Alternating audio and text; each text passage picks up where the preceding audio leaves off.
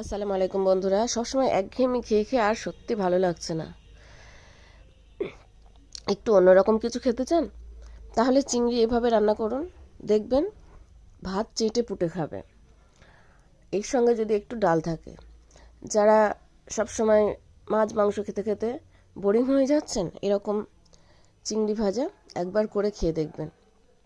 ভিডিওটি ভালো লাগলে লাইক কমেন্ট শেয়ার করবেন, সাবস্ক্রাইব দিয়ে পাশে থাকবেন। মুনিয়া কিচেন মানে সহজ সরল টিপস, ইজি হ্যাকস।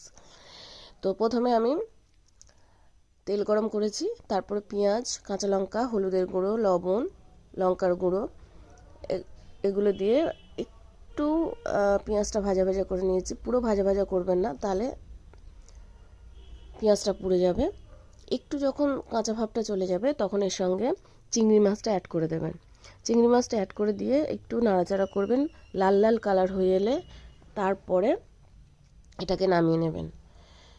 আর এই চিংড়িটা আমি দিয়ে দিলাম।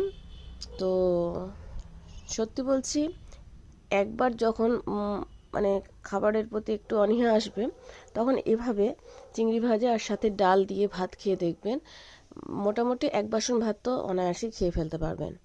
আমি বললাম, আপনারা অবশ্যই ট্রাই করবেন, বাড়িতে এরকমভাবে রান্নাটা করবেন, করে খাওয়া দাওয়া করে তারপরে আমাকে কমেন্ট করে জানাবেন না সত্যি আমি ঠিক বললাম না ভুল।